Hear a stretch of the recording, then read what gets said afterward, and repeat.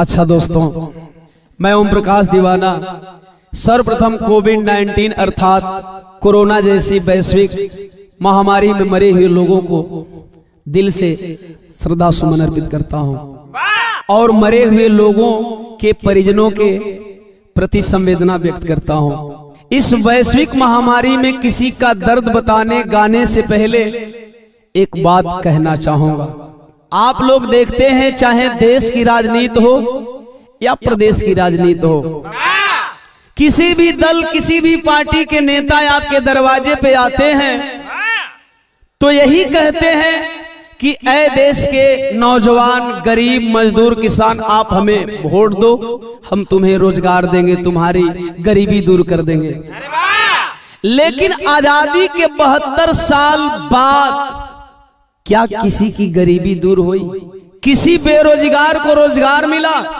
क्या कभी उन नेताओं को ये कहते हुए सुने हैं, ऐ देश के अमीरों तुम मुझे वोट दो, मैं तुम्हें अमीर बना दूंगा? नहीं साथियों, केवल वह राजनेता अपने निजी स्वार्थ के लिए आप लोगों से अपील करते हैं, आप गरीब से अपील करते हैं। यह बात तय करती है कि देश की राजनीति गरीबों पर निर्भर करती है। चाहे केंद्र की सत्ता हो, चाहे राज्य की सत्ता हो, कहीं न कहीं गरीबों के वोट से राज्य और देश की राजनीति तय होती है। खैर, ज्यादा कुछ कहना नहीं चाहूंगा। इस बिरहा से मैं यह सिद्ध कर दूंगा कि आजादी के 72 साल बाद भी गरीब क्यों गरीब होता जा रहा है और अमीर क्यों और अमीर होता जा रहा है। इजवन आप लोगन के बीच में बिरहा जात बा, बड़ी इंतजार के बाद ये बिरहा का शीर्षक बा कोरोना का कहर उर्फ लॉकडाउन का साइड इफेक्ट। ये बिरहा के सुनने से पहले हाथ जोड़ के हम निवेदन करतनी कि जे भाई भी हमारे चैनल के सब्सक्राइब ना के लिए सब्सक्राइब कर ले, ही बेल बटन दबा ले। 4 लाइन गरीबी के ऊपर कवि का भूमिका में भाव है। कैसे जीतन भैया?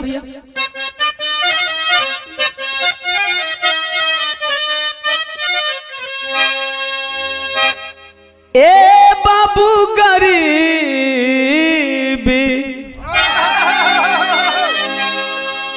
गरीबी में होता न कोई करीबी, जहर जिंदगी की बनी है गरीबी। कोई दे दो रोटी खिंचाता है फोटो, विवश जमानो हंसे बदनसीबी। सजदे में सर कोटि झुकते जहां पे, मंदिर मस्जिद गुरुद्वारों में होता न हल्ला। पूछे दीवाना कोरोना के भय से कहाँ छुप गएगा ईश्वर वयल्ला।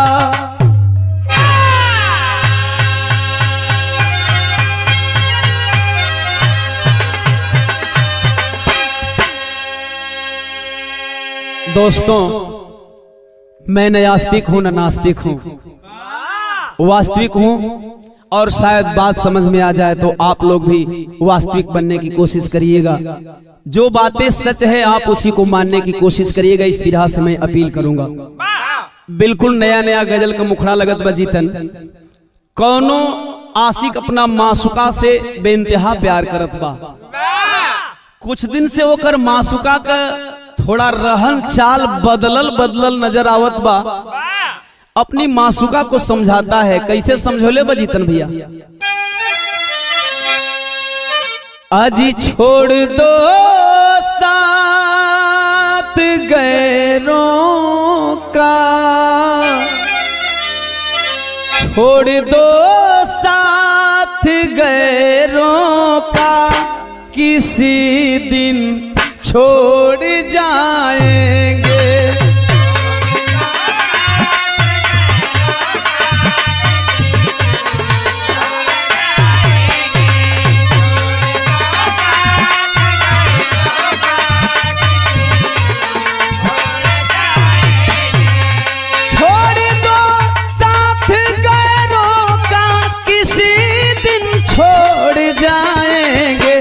टूटना दिल का क्या जाने, टूटना दिल का क्या जाने, कभी मुंह मोड़ जाएंगे।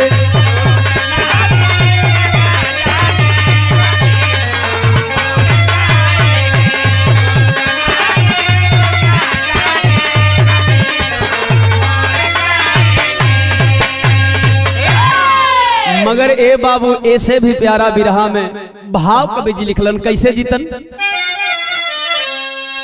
यारों धर्म की आग में जल कर,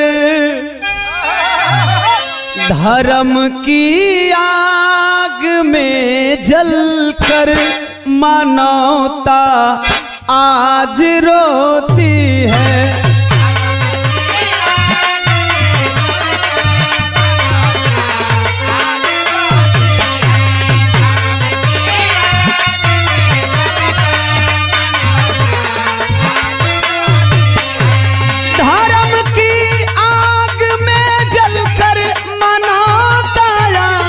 रोती है, पूछे कोई गरीबों से, पूछे कोई गरीबों से, गरीबी कैसी होती है, पूछे कोई।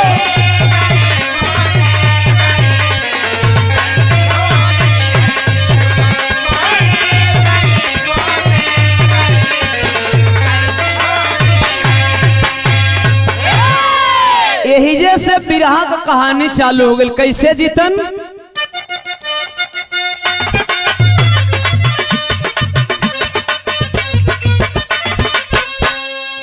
वैज्ञानिक तरीके से जीवन यापन करिए। एक जिंदगी की सच्चाई बता रहा हूं। स्वस्थ इंसान का मृत्यु का काल नियत है, विज्ञान बताता है। स्वस्थ इंसान का मृत्यु का काल नियत है, भले कोई माने या न माने ये हकीकत है। कोरोना पैदा वुहान से है चीन किया, कोरोना पैदा वुहान से है चीन किया, पूरे विश्व को महामारी से बेदीन किया। लाचार साधु संत पंडा पुजारी भी, लाचार साधु संत पंडा पुजारी भी, मौलवी ज्योतिष फकीर धर्मधारी भी। इलाज मिलता नहीं वैज्ञानिक विज्ञान हारा, इलाज मिलता नहीं वैज्ञानिक विज्ञान हारा, ईश्वर अल्लाह गाड़ी अवतारी भगवान हारा।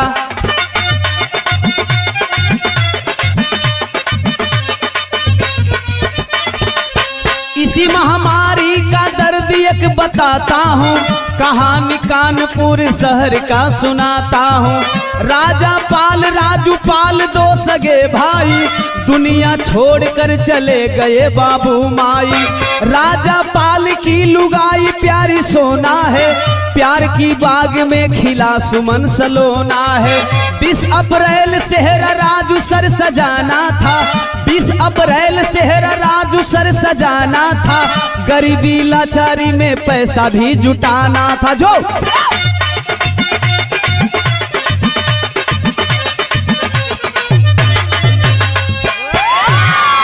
अरे बाबू यही महामारी का एगो कहानी सुन ली। उत्तर प्रदेश का औद्योगिक शहर कानपुर, कानपुर के रहे वाला राजा पाल राजू पाल, बड़ भाई राजा पाल का विवाह भइल बा, जिनकर धर्म पत्नी का नाम बा सोना देवी, और दोनों पति पत्नी के बीच में एक सुंदर सलोना बेटा बा जौना का नाम सुमन बा। छोट भाई राजा पाल का शादी 20 अप्रैल 2020 के रखल गईल बा। गरीबी में जीवन यापन होत बा, बाबू माई का साया बहुत पहले ही दोनों भाई के ऊपर से उठ गईल बा। गरीबी ऐसा चीज है ये बाबू जवन ना करे के तवन करा देले। 1 नवंबर 2019 के रतिया का राजापाल अपनी दुल्हन सोना के बोलोन कहाँ देख रे पगली, छोट भाई का शादी का बोझा बा, पैसा का जरूरत बा, एक कानपुर में वैसा काम धंधा मिलत नहीं के हमरा बाहर जाए का मन करत बा। जब इतनी बतिया वो गरीब का दुल्हन सोना सुनल सकलस जाए के जाए, लेकिन तनिका एगो हमार बात सुन ली, अगर बाई देवे समझ में आ जाता बहुत बढ़िया हुई। अपना पति से उका कहले बा, एक लाइन भोजपुरी तरह लगत बा, हमारे मित्र भाई प्रमोद की गीत है, बहुत पसंदीदा हमार तरज है। कोनो प्रेमिका अपना प्रेमी के दिल पर चोट के ऊपर चोट देती है, कैसे?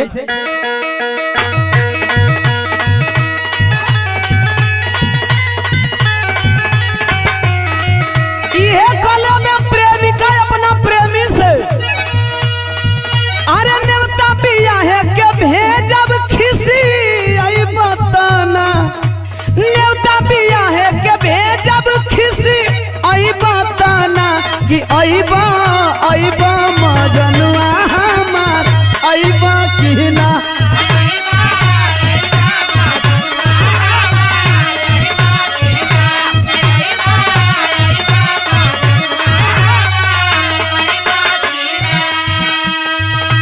दुल्हनिया सोना अपना पतिदेव राजापाल से कहे, अरे दोनों भाई कमाई यही जे लुटी लहरा, दोनों भाई कमाई यही जे लुटी लहरा, सुनी सुनी सजनवा जानी जाई बहरा, सुनी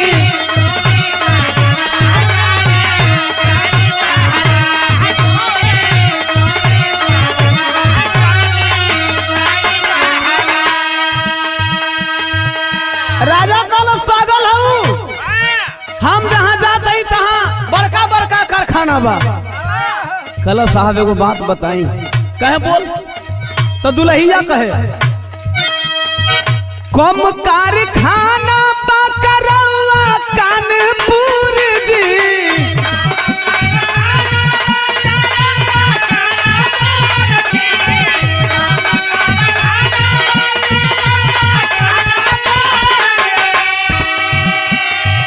छोड़ परिवार काहे जात बानी दूर जी,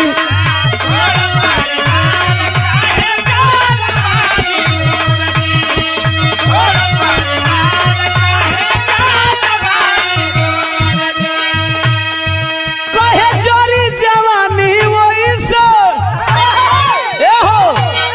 तनी यारो देखा एक बार हेबरो नजर फेरला मनोज भाई, कौन चीज खाली कैमरे पर नजर फेरेला कहा थे, अरे जरी जवानी वैसे जैसे जरे यहारा, जरी जवानी वैसे जैसे जरे यहारा, तो सुनी सुनी सजनवा जानी जाई बहरा।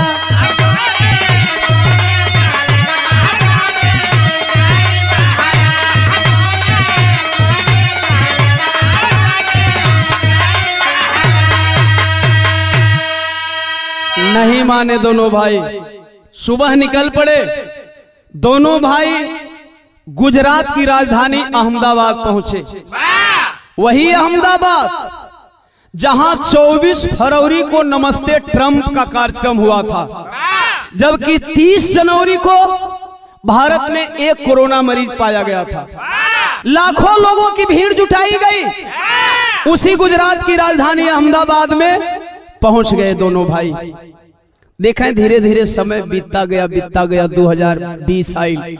19 मार्च 2020 को रात 8 बजे माननीय मोदी जी के द्वारा देश को टीवी के माध्यम से संबोधित किया गया और 22 मार्च 2020 दिन रविवार को जनता कर्फ्यू का ऐलान हुआ। सुबह 7 बजे से रात 9 बजे तक। इतना ही नहीं, लोगों को बताया गया कि आप घर के बाहर निकल करके, बालकनी में निकल करके, छत पे निकल करके ताली थाली बजाइएगा। आखिर हुआ क्या? गीत बदल गई मास्टर साहब, हमारे कैसेट के गीत लगत बा।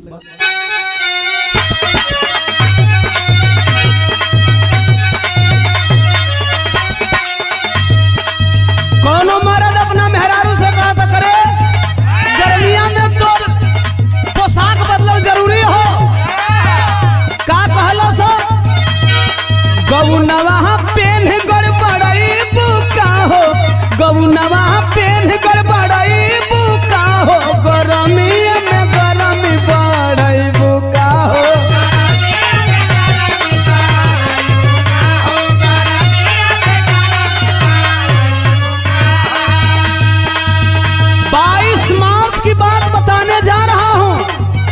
गौर करेंगे, बुद्धिजीवी समाज भी रहा को सुन रहा है। आशा करता हूं ये बात आप लोगों को पसंद आएगी। 22 के शाम के बाजे थाली, 22 के शाम के बाजे थाली, बजावे लोग मूर्ख जैसन कहानी, बजावे लोग।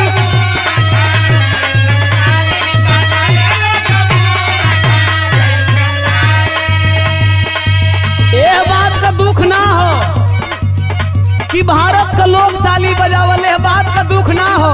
तू कौना बात कहो, बूढ़ावा जवान हो, नरियौरी नारी, अनपढ़ तय अनपढ़ रहले, पढ़ल अनाड़ी।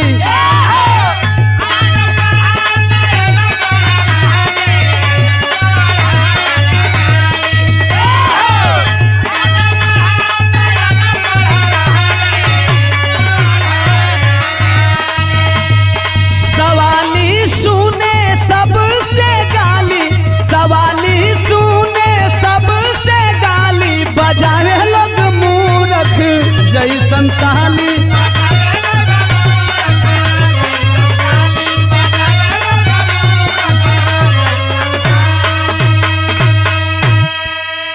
आए बाबू।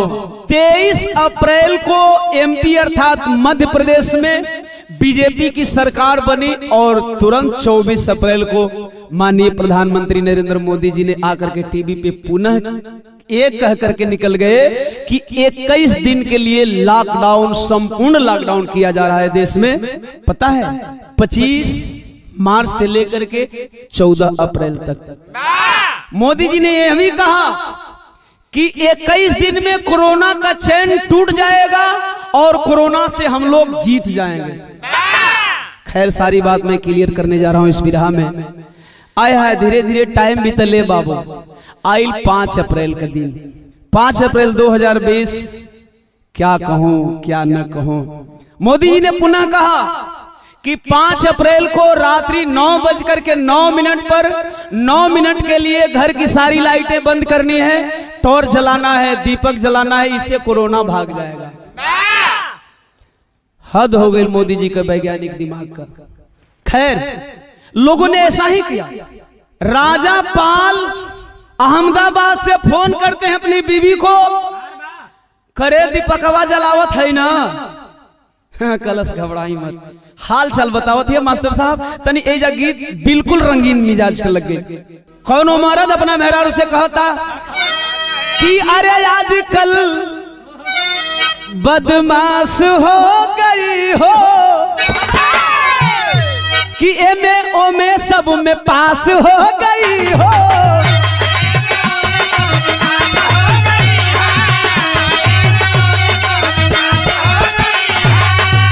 आजकल बदमाश हो गई हो, ये में ओमे सब में पास हो गई हो। मौगी कहती है छोड़ी ना, आज आइए न चुम्मा लीजिए मेरे मारद महोदय, लब का उद्घाटन कीजिए।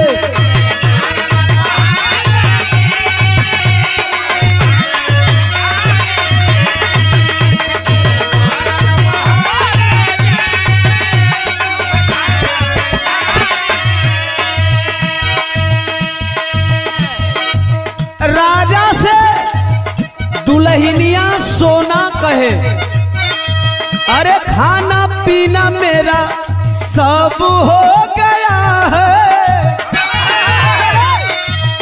कहला करे लइकवा का हाल बारे, कहती गहर नींद में सुमन भी सो गया है।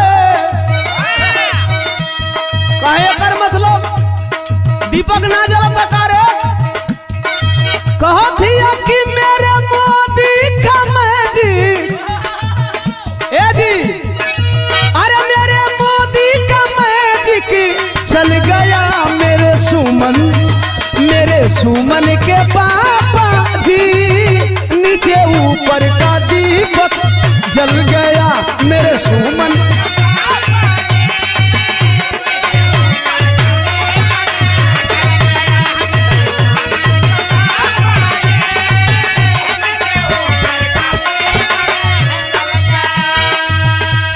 कहना यार अहमदाबाद का रौनक बड़ी बढ़िया अपने कानपुर का रौनक न देख पाई दुल्हिया कलश हम फोनवे पर दिखा देते कहत हिया अरे भले लगा लॉकडाउन जगमग करे पूरा टाउन ए जी सबे मगन मन छोड़े पटाखा धुआं से व्योम हुआ ब्राउन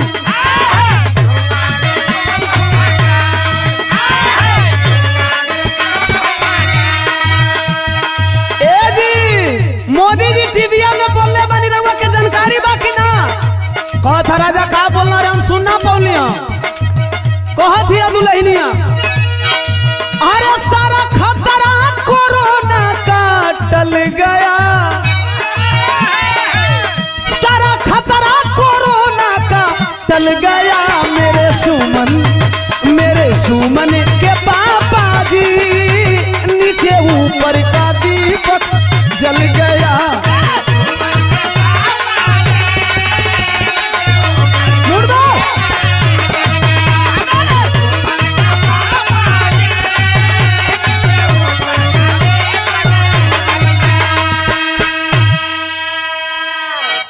निचवा जौन मासूम सुमन सोवल हो निचवा का भयल घरवा के अंदरवा छत पर से दृश्य दिखावत है मोबाइल पर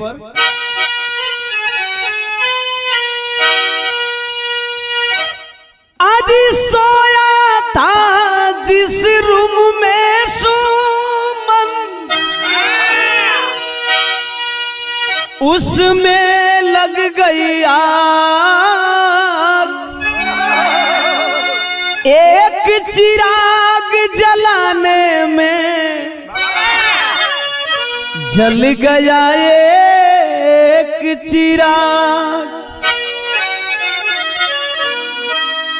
जौना रूमवा में 7 साल का बेटवा सुमन सोवल है बेड के ऊपर अलमारी वाले भाग पे किरोसिन का तेल रखा हुआ था निचला भाग में मोमबत्ती जलत है एक बिल्ली कूदी है और वो किरासन का डब्बा गिरल बा वही बेड पर आ साथ ही साथ मोमबत्ती गिरल आग पकड़ लेलस ई ऊपर माई समाचार सुनावत है राजा पाल से नीचवा बचवा झुलसत हो जब चीख की आवाज आई है नीचे आई मोबाइल पे जब राजा चीख को सुना है कलेजवा दहल गई आनंद फानन में लोग लेकर के हॉस्पिटल भागे आप लोगों ने देखा होगा कि इस लॉकडाउन में प्राइवेट से लेकर के सरकारी हॉस्पिटल का क्या हालात रहा खैर जितना दिन का कमाई हो राजा बोलने लगा दे लड़का बच जाए के चाहिए ये कही है दो भाई के बीच में यह इलाज करते हैं ये बाबू लॉकडाउन में फसल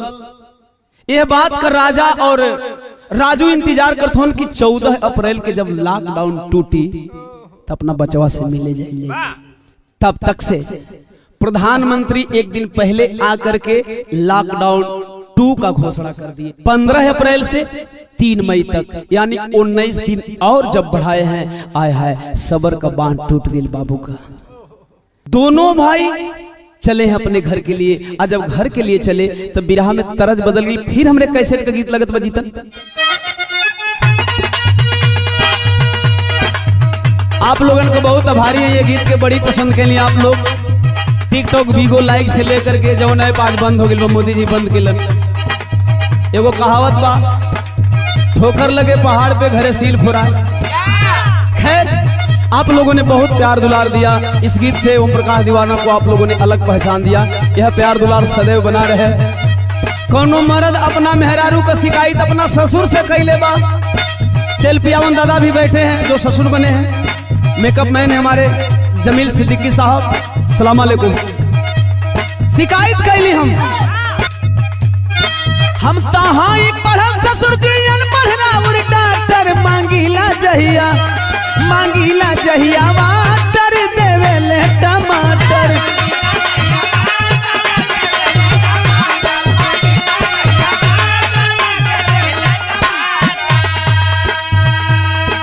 मगर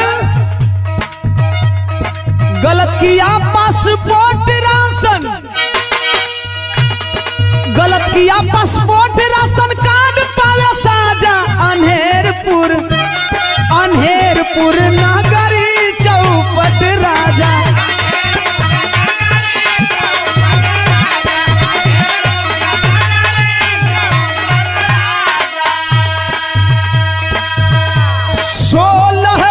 चल दिहले गाँव में दोनों भाई बाबू,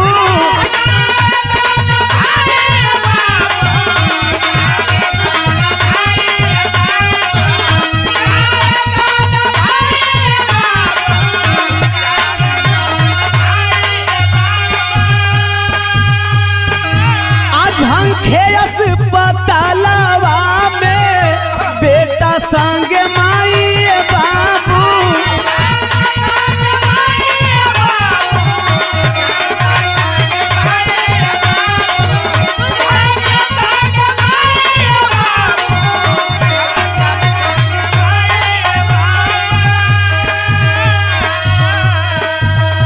अरे मुट्ठी भर लोग लॉकडाउन में ए बाबू बैठ के मारे माजा अनहेरपुर नगरी चौपट राजा।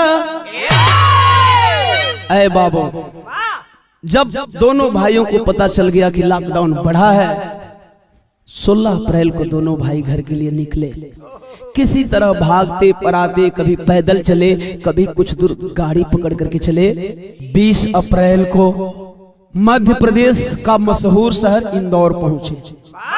चिलचिलाती हुई धूप दोपहर में जब इंदौर सिटी के बीचों बीच क्रॉस कर रहे थे पैदल पगडंडियों से चलते हुए, आए हाय आप लोगों ने देखा गरीब मजबूर, जब उन लोगों को लगा कि अब हम अपने घर नहीं जाएंगे, जहां फंसे हैं वहां पैसा नहीं मिल रहा है तो हम क्या खाएंगे। देश के करीब करोड़ों मजदूर, चाहे वह किसी भी जात धर्म बिरादर के रहे हो, पगडंडियों से निकल पड़े। आप लोगों ने टीवी के द्वारा देखा, पेपर के द्वारा पढ़ा, सोशल मीडिया के द्वारा देखा कि उन मजदूरों के ऊपर, चाहे वह किसी भी प्रदेश के प्रशासनिक व्यवस्था के लोग रहे हों, कितनी बेरहमी से लाठियां बरसा रहे थे, जैसे लगा कि कोई गुनाह करके आ रहे हों। फंस गए इंदौर के बीच में, रोक लिया पुलिस वाले, पकड़ करके दोनों मजबूर भाइयों के ऊपर लाठी डंडा बरसाना चालू कर दिए। बड़का भैया रोवे लगल, कला साहब महारथ हुआ साहब, एगो बात ना सुनबा, एगो बात सुनला साहब, एक बात तो हर जितना मन करी उतना मार लिया। का कहे मास्टर, भाव बदल गए।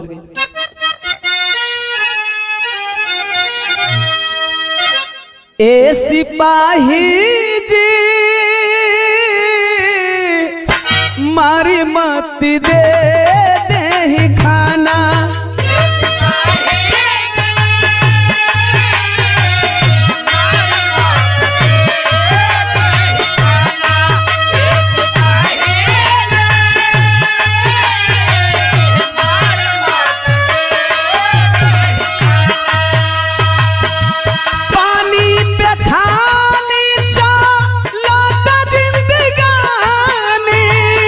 मिले नहीं आ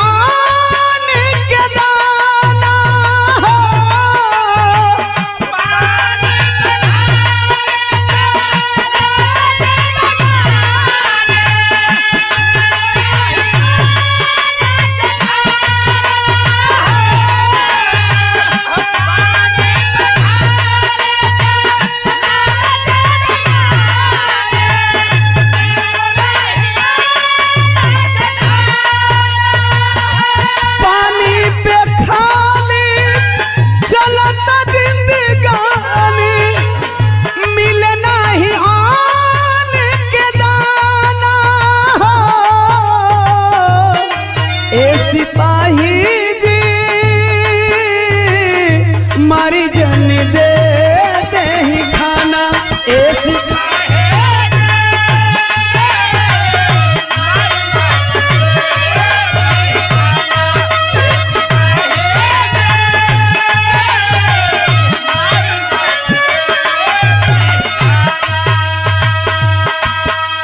वह सिपाही बोला, तुम सरकारी नियम का उल्लंघन किए हो, लॉकडाउन लगा है, इस लॉकडाउन में तुम्हें पता है कि बाहर निकलना मना है, तुम दोनों भाई घूमने आए हो।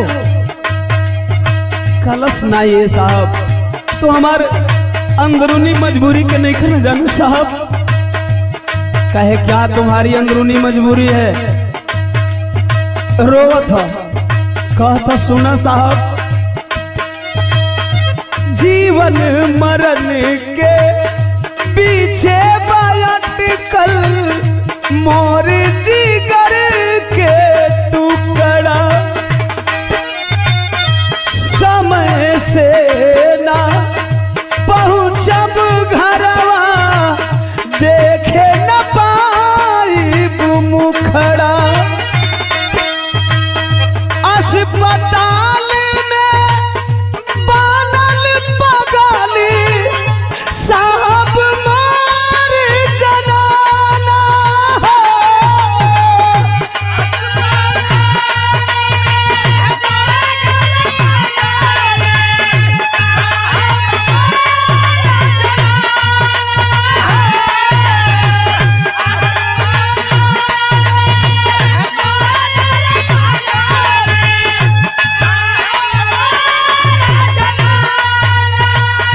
अस्पताल में बनल पगली साहब मोर जनाना हो।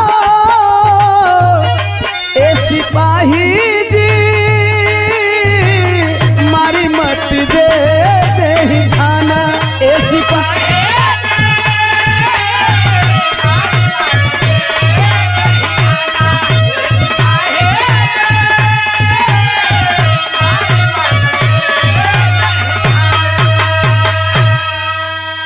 आए है।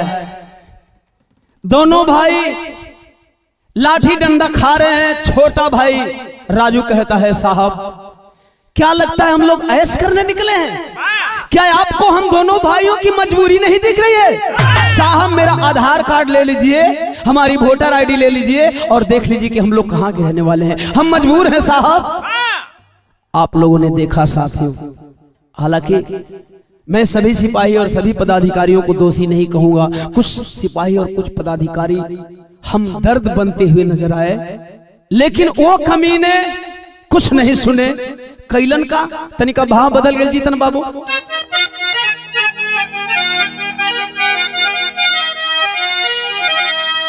ए बाबू वर्दी में छुपल साया तनावा होना की करे लागले गुंडा गर्दी बेईमानवा हो।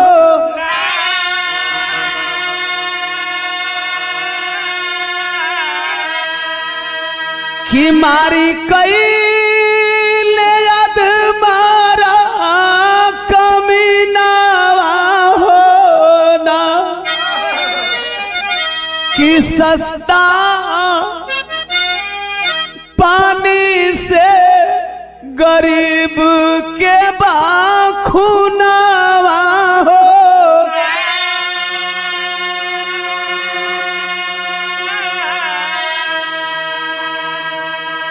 अधमरा करके हटा देते हैं, साले जल्दी भागो मेरे सामने से, आंखों से ओझल हो जाओ।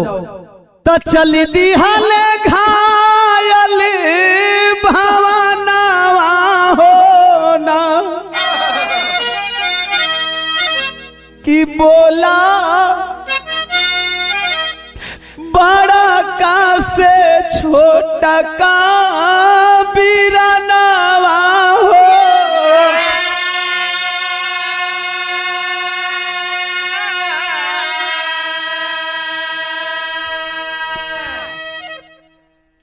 इंदौर से कुछ दूर आए झाड़ी झुरकुट वाले इलाके में प्यास लगी है। छोटा भाई बोला भैया हमारी तबीयत बिगड़ रही है। एक पेड़ की छांव में बैठ गया। जे वही पेड़वा का छांव में दोनों भाई बैठलन। छोटा भाई राजू को मुहवा से खून आवे लगल। इतना मार मर ले हुआ। जब तबीयत बिगड़ने लगी राजू कहता है भैया मुझे छोड़ करके आप चले जाइए, सुमन की तबीयत खराब है, अब मैं बच नहीं पाऊंगा, अंदर से मुझे अजीब सा महसूस हो रहा है। बड़ा भाई कहता है नहीं रे भाई मैं तुम्हें छोड़कर कैसे जा सकता हूँ। खलस नहीं भैया आप जाइए, अब मैं नहीं बचूंगा। इतनी बात कह रहा है तब तक से मुंह से 2-4 बार खून फेंक दिया। बड़ा भाई घबरा रहा है भाई मेरे मैं बचा लूंगा, अपनी पूरी जिंदगी नीलाम कर दूंगा लेकिन तुम्हें बचा लूंगा। मैंने अपने माता पिता को वचन दिया था, ऐसा मत कर भाई है धोखा मत दे। कहा भैया हाथ जरूरत नहीं, तू चल जा चल जा, अगर ना जी बता वादा कर। वैसे हम बहुत कम टाइम का मेहमान बने, हम बहुत ज्यादा टाइम तक अब जिंदा ना रह। वादा कर कि भाई देवे अगर हमार प्राण निकल गए तो तुम्हें छोड़ के बचवा खातिर घरे चल जी बना। राजा बोला नहीं रे पगला ऐसा तो क्यों बोल रहा है, तू मुझे छोड़कर नहीं जा सकता। इतना बतिया अब राजा कहला न तबले का भैल भैया कि तवले ये तना कहत निकालल परनावा होना कि राजा गमछी के देवेले कफनवा होना।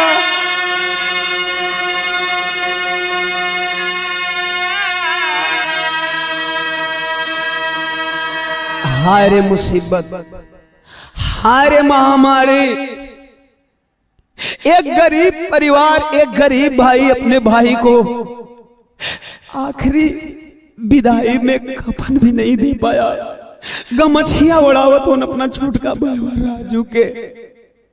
तब तक से सुमन फोन कर दिया पापा पापा कब आएंगे पापा, पापा तबीयत बिगड़ती जा रही है पापा कब आएंगे पापा। कफन उड़ावत है कलश बेटा भगवान पे भरोसा रख। 7 साल का सुमन बोला भगवान भगवान पे भरोसा कर लो। पापा एक बात सुनिए मुझे किसी भगवान पे भरोसा नहीं रहा। राजा बोला नहीं रे बेटा ऐसा नहीं बोलते। खलस मजबूरी में बोल रहा हूँ पापा हमारी एक बात सुनिए। का कहले बा ओ मासूम बचवा सुमन अपने पापा से कि बंद ताला में भगवान। आप उस भगवान पे भरोसा करने की बात करते हो जो भगवान इंसान के आफत के समय में इंसान से पहले ताले में बंद हो गए। कैसे भरोसा कर लूं उस गार्ड पे, कैसे भरोसा कर लूं उस खुदा पे। पापा नहीं मेरी बात सुनिए ना पापा। बंद ताला में भगवान ये पापा आ जाना, कुछ पल का हूं मेहमान ये पापा आ जाना।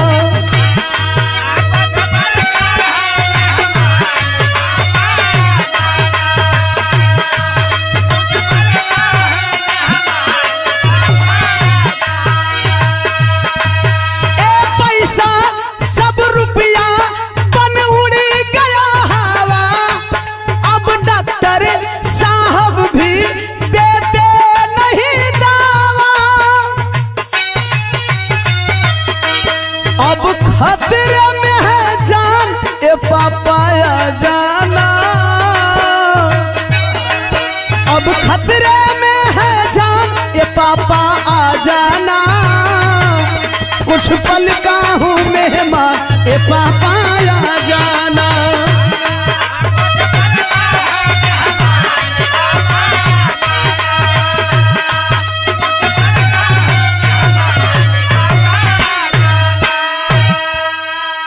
आए हाय हाय बेटा बार बार बुला रहा था, भाई को वह राजा पाल कफन के बदले गमछा ओढ़ा रहा था।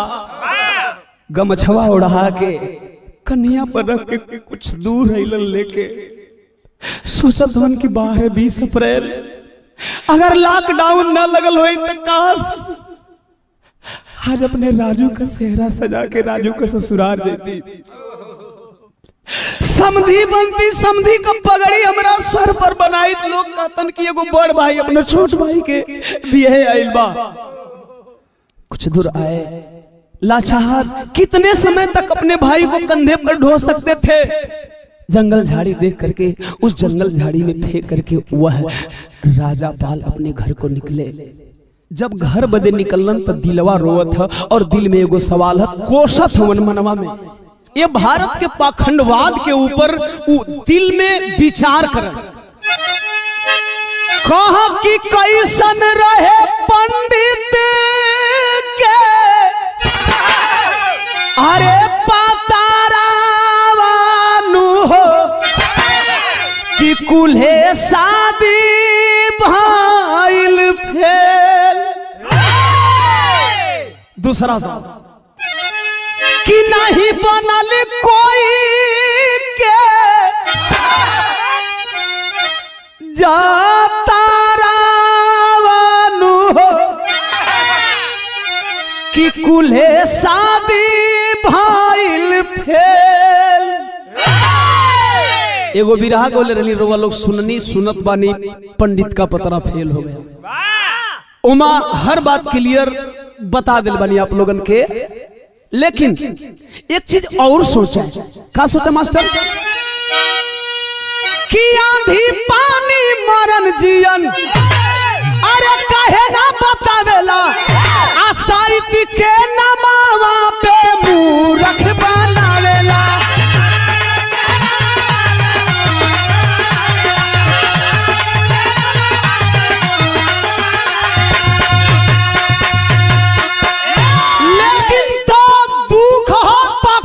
गुस्सा हो, एक सवाल और हो कि अरे काहे ना बतावेला था करवानु हो कुल्हे शादी भाईल फेल।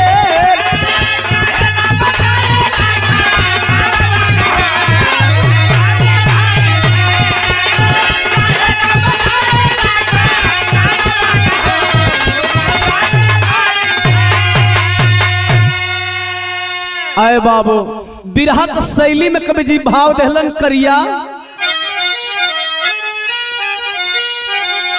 ए भैया लॉकडाउन बदनसीबी बन गया, अरे लॉकडाउन बदनसीबी बन गया।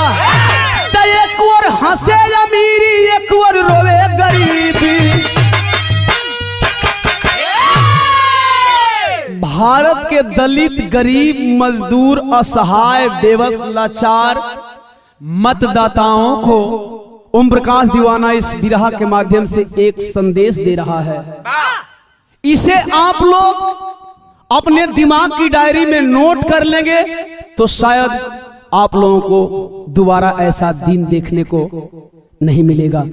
क्यों? क्योंकि जो वोट के खातिर घर घर में मुर्गा दारू बंटवाए हैं, इस वैश्विक महामारी में वो नेता नजर न आए हैं। क्वारंटाइन हुए हैं सब सांसद, मंत्री, विधायक, जिला पंचायत, ग्राम प्रधान, मुखिया, सरपंच भी नालायक। लेकिन याद रखना, आपकी महामारी में नजर नहीं आए, वो नजर आएंगे, नजर आएंगे। अगले चुनाव फिर आएंगे, तुम्हें लाली पाप दिखाएंगे। तेरे छोड़े हुए जूठन को निज स्वार्थ में कपटी खाएंगे। एक मत का मूल बता देना, उनको औकात दिखा देना। कालिख लगा गधे पे बिठा जूतों का हार पहना देना। घर घर में उन्हें घुमा देना, जनतंत्र का पाठ पढ़ा देना। नंगे पग चलना, गांव गांव उन्हें नंगा नाच नचा देना। आप 200 किलोमीटर, 2500 किलोमीटर, 3000 किलोमीटर चले हो, लेकिन वो लोग एक गांव चलने में भूख जाएंगे, प्यास जाएंगे। मुझे मालूम है। तो जब भूख लगे तो आए यारों,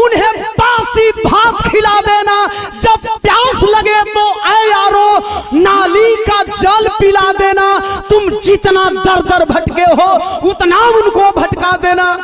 ऐ देश के मजदूर, जवान, किसान, चाहे किसी भी जात धर्म संप्रदाय के हो, ओम प्रकाश दीवाना की इस बात को याद कर लेना। तुम जितना दर दर भटके हो उतना उनको भटका देना। तुम हारे नहीं कोरोना से, तुम हारे नहीं कोरोना से, पर मत से उन्हें हरा देना, पर मत से उन्हें हरा देना। ऐ दोस्तों, कुछ हमारे अजीज बिरहा प्रेमी हैं, मुझे पता है कि वो मेरा बिरहा पसंद करते हैं, लेकिन फिर भी जिनकी आंखों में जात, धर्म, संप्रदाय, सामंतवाद, पूंजीवाद की पट्टी बंधी हुई है, जो अंधविश्वास और अंधभक्ति में विश्वास रखते हैं, वे लोग कहते हैं दीवाना तुम बिरहा बहुत अच्छा गाते हो लेकिन राजनीति करते हो। वैसे अजीजों को मैं बता देना चाहता हूं कि अगर दलित, गरीब, मजदूर, मजलूम, बेबस, लाचार की आवाज उठाना अगर राजनीति है तो हाँ, ओम प्रकाश दीवाना राजनीति करता है। अगर गरीबों की बात समाज के बीच में रखना राजनीति है तो हाँ, मैं राजनीति करता हूं। एक बात और वैसे लोगों के लिए कह देना चाहता हूं, अगर सच कहना बगावत है तो बागी नाम है मेरा। खैर बिरहा में बहुत सारी बातें हैं, अब बिरहा को थोड़ा अलग मोड़ पे लेकर के चलना चाहता हूं। जब राजा पाल घरवा पहुंचलन तो घरवा का हाल का है, वो कानपुर का हालात कैसन है मास्टर, बिरहा का आखिरी तरज लग गई कि राजू के फेंकी के राजा घरवा जारत आइले पे, राजू के फेंकी के राजा घरवा जारत आइले पे, मरल बाला लानवा देवले कफनवा जियते न भइल भे।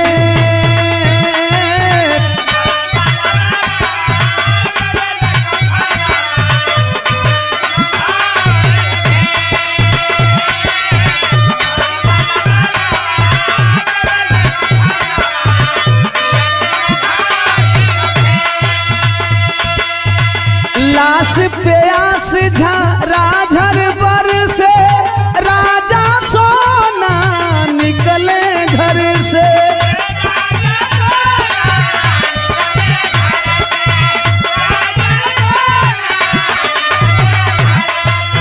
रातों रात तो हवले नदी में कैले नहीं ले, रातों रात तो हवले नदी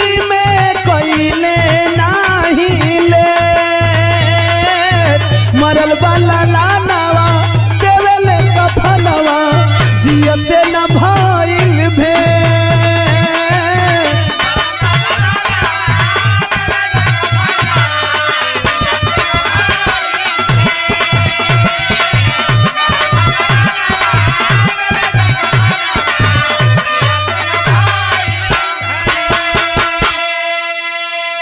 आए है बाबू, ये तो हालात एक परिवार की रही। मालूम नहीं मीडिया वाले कोरोना पे मौत गिना रहे थे, लेकिन देश में भूखे मजबूर लोग कितने मर गए यह मीडिया वाले कभी गिनती करने नहीं गए। जिनको सोशल मीडिया पे उछाला गया उनका न्यूज बनाया गया कि फलाने व्यक्ति बैलगाड़ी खींच करके अपने घर पे गया, फलानी लड़की साइकिल से अपने घर पे गई, लेकिन जिनका कोई अता पता नहीं चला उनके लिए यह मीडिया वाले कभी गिनती करने नहीं गए। खैर बिरहा का निचोड़ पॉइंट यही पहपट में बतावत नहीं कि ये लॉकडाउन का साइड इफेक्ट का रहल और बहन साइड इफेक्ट होई। पहपट में भाव है जितन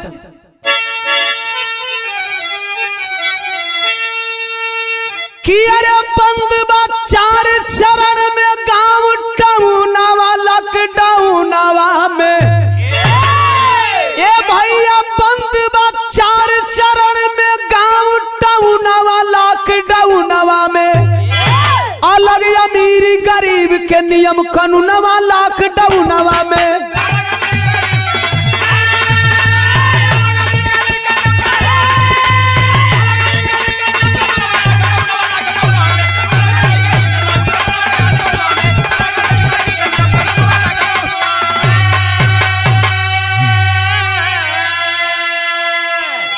आए दोस्तों, 4 चरण में लॉकडाउन लगा। प्रथम चरण 25 मार्च से लेकर के 14 अप्रैल 2020 तक 21 दिन। द्वितीय चरण 15 अप्रैल से 3 मई तक 19 दिन। तृतीय चरण 4 मई से 17 मई तक 14 दिन और चौथा चरण 18 मई से 31 मई तक 14 दिन, यानी टोटल 68 दिनों का लॉकडाउन रहा। लेकिन एक लॉकडाउन के दौरान का विषमता देखल गई, जरा सुने। अरे केहू खाना बिना मरल, केहू बिना पानी हो, आ केहू एक्सीडेंट में मरल, ए भैया लेके पूरा परानी हो। अरे बाकी केहू जहाज से आइल बाबा तनवा लॉकडाउनवा में, आ केहू तरसल अइले बिन भवनवा लॉकडाउनवा में। बाहर मोदी जी, एक ही देश में कितने नियम।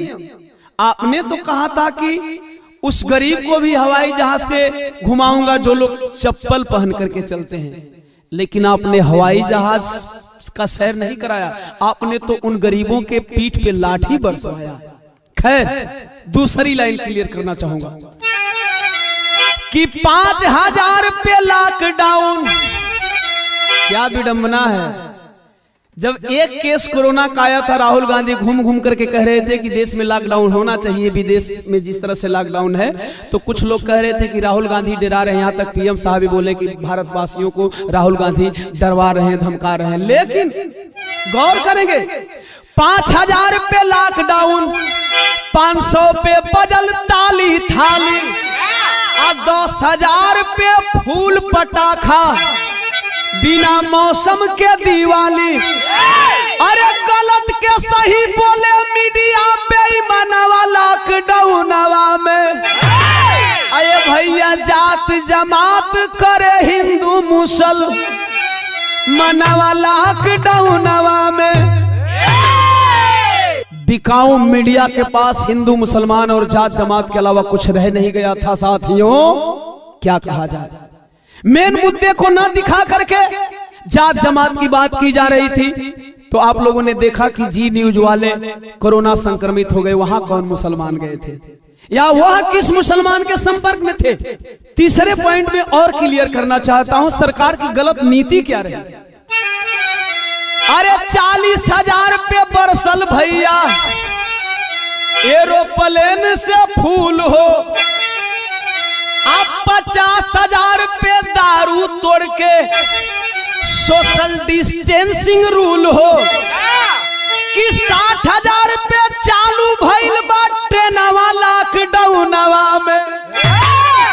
आए भैया अनलॉक भइल 1,80,000 पर जुनवा लॉकडाउनवा में। अरे पीएम साहब, आप कोरोना रोके हैं कि कोरोना बढ़ाए हैं। जब देश के मजदूरों को शहर छोड़ करके घर आना चाहिए था, उस टाइम आपने रोक लिया।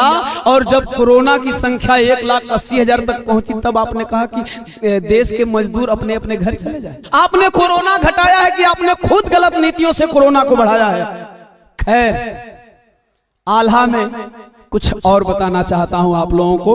हो सकता है जो लोग सच को कबूल न करें उन्हें बुरा लगे, लेकिन अगर आप इंसान हो, दिल में थोड़ी सी भी इंसानियत है, तो सच को कबूल करना पड़ेगा। ओम प्रकाश दीवाना इसी सिद्धांत के हिसाब से बिरहा गाता है। आल्हा में भाव है,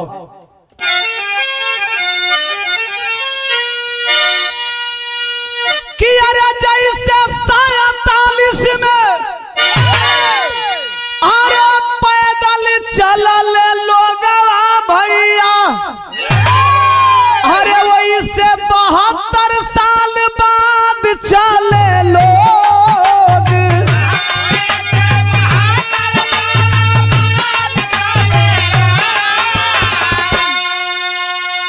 प्रधानमंत्री जी, आपकी कोई भी नीति हो, लेकिन इस कोरोना महामारी में सिद्ध हो गया कि आपने देश को 72 साल पीछे ढकेल दिया। दूसरी लाइन, कि सबसे बड़ा 68 दिन के अरे लॉकडाउन भइल भैया, अरे तीसरा स्थान पे भारत में रो,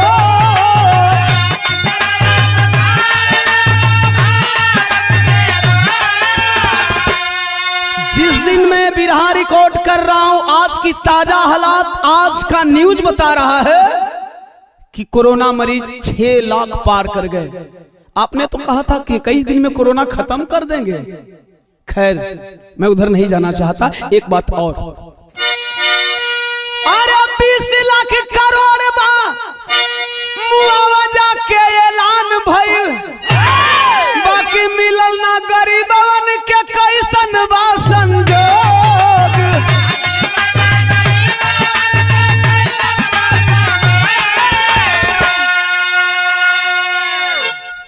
और क्या मिला साहब? 20 लाख में किसी की हिस्सेदारी बनी हो, किसकी हिस्सेदारी बनी है? अरे 8 लाख करोड़ मिलल पंडा पुजारी लोग के, अरे जेकर 68 दिन खातिर बंद रहे भोग।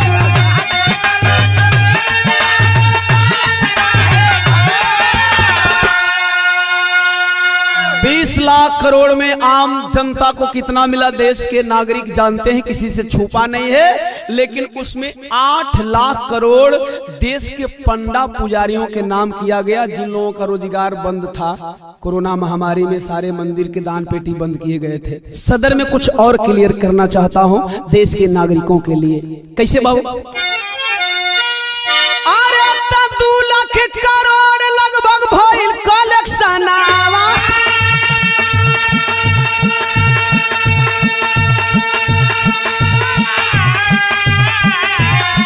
पीएम केयर फंड के हिसाब मांगे थे। ये बाबू कवन किनारे लगी देशवा के नहीं, अरे धर्म के नाम पे मिलेला जाना दे।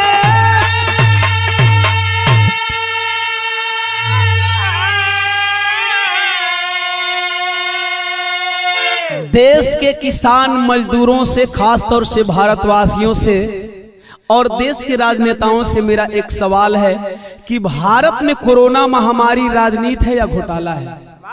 क्यों? क्योंकि पहले एक राहत कोष था जिसका नाम था प्रधानमंत्री रिलीफ फंड। प्रधानमंत्री अध्यक्ष होते थे तथा सरकारी ऑफिसर्स तथा विपक्ष के नेता मेंबर हुआ करते थे। अब दूसरा प्रधानमंत्री केयर फंड, प्रधानमंत्री जी अध्यक्ष तथा राजनाथ सिंह, निर्मला सीतारमण तथा अमित शाह जी सदस्य हैं। ये सब लोग बीजेपी के हैं। इस रिलीफ फंड में देश के नेता, अभिनेता, उद्योगपति, बड़े बड़े अमीर लोग जो डोनेशन दिए, अब भारतीय हैं। सोच लीजिए, क्या किसी भी व्यक्ति के ऊपर देश के प्रधानमंत्री 1 करोड़ रुपया भी खर्च कर पाए हैं? नहीं। प्रधानमंत्री जी ने कहा कि हर गरीब मजदूर को 5 किलो चावल या 5 किलो गेहूं दिया जाएगा और 1 किलो चना दिया जाएगा। बारे प्रधानमंत्री साहब, क्या गरीबों की नीलामी की है आपने? किस तरह से गरीबों का सौदा करते हैं आप? कोई गरीब 5 किलो में कैसे दिन चला सकता है, कैसे 1 महीना गुजारा कर सकता है? उन गरीबों का आप रोजगार छीन लिए, उन गरीबों को आप बेसहारा बना दिए जिन्हें आपके 5 किलो अनाज की आवश्यकता नहीं थी। वह गरीब अपना खून पसीना बहा करके प्रतिदिन 500 रुपया से लेकर के 1000, महीने का 15,000 से लेकर के 20,000, 30,000, 35,000 तक कमाते थे। आज उन्हें आप 5 किलो राशन देकर खरीद रहे हैं, एहसान जता रहे हैं। नहीं चाहिए आपका 5 किलो राशन। एक सवाल है देश के सभी नागरिकों का आपसे, चूंकि आप देश के अगुआ हैं। क्या सवाल है? खड़ी में भाव। अरे तो कैसे रोग से कोरोना भइल माई मोदी जी? अरे तो लॉकडाउन के फायदा गिनाई मोदी जी।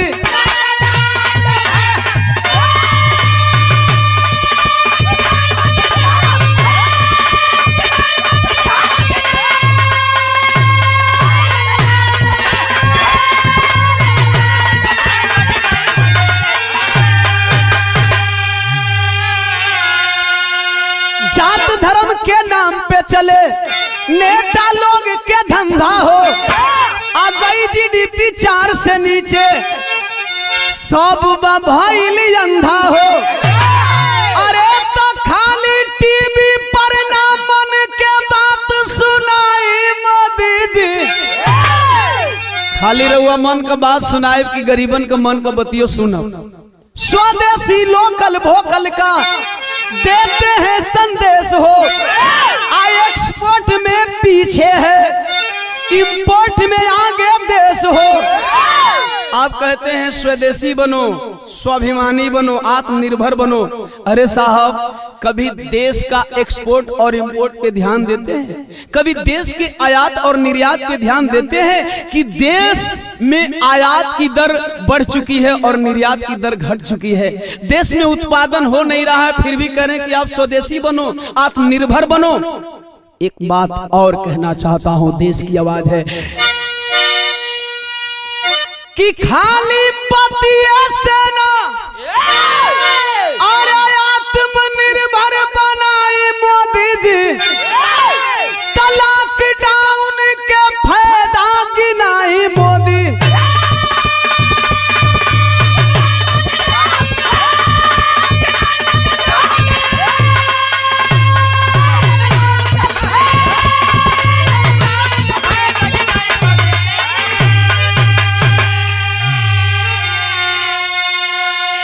सवाल तो बहुत सारे हैं, लेकिन बिरहा एंड हुआ, आखिरी लाइन में कहना है,